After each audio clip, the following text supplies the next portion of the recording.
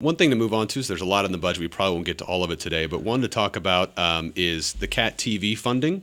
I will mention that this program does air on CAT TV, although this is a program of RJI and KBIA. We don't actually receive any funding from CAT TV for the program. Get that disclaimer out there. We just provide this to them as a service. So this year in the budget, the plan was to cut that $200,000 a year funding that had been a contract for 5 years. Could you explain, I guess, first why you Sure. thought that made sense?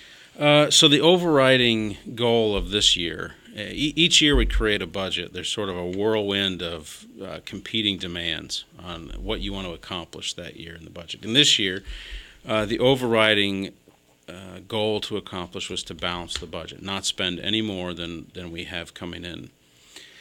CAT TV's great misfortune was to have a contract that expired this year.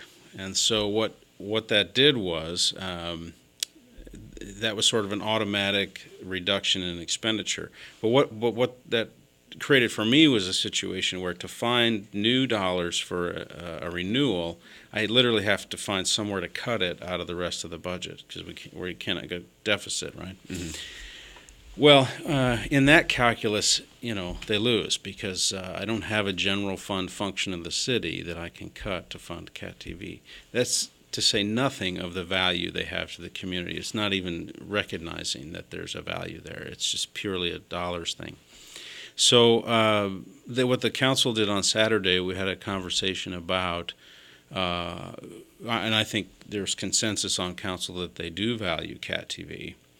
There's been some confusion, by the way, public contact with me, so maybe I can use this to sort of clear it up. Sure.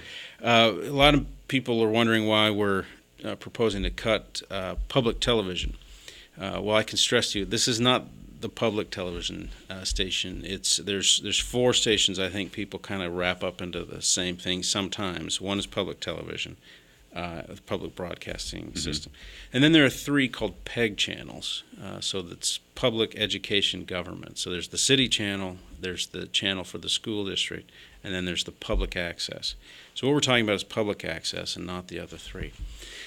And so to that end, the council talked about wanting to find some way to not just cut them to zero, and that is the council's track record, by the way. Even throughout this budget cutting series of years, they have almost always decided to take longer to balance and string out the cuts. Mm-hmm. They still make the cuts, but they give a period of time to soften the blow, you might say. So what might that look like? Maybe half funding, and where would that come from, I guess? Right. So they talked on Saturday at our budget workshop about other areas they could pull from. And so what they made clear to me was they don't want to go into deficit to fund CAT TV, but they do want to look for dollars that could be shifted over, one of which is the council's contingency fund, which is for this purpose, but it's only $100,000 a year.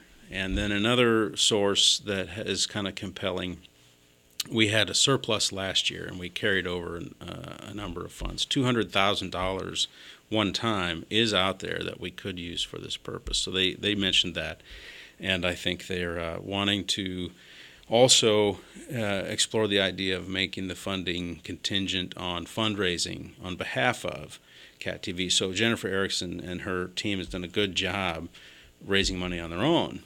And that's grown over the last 2 years. And so council was talking about ways to put our money on the table, but then have that sort of be a match for other fundraising. Okay.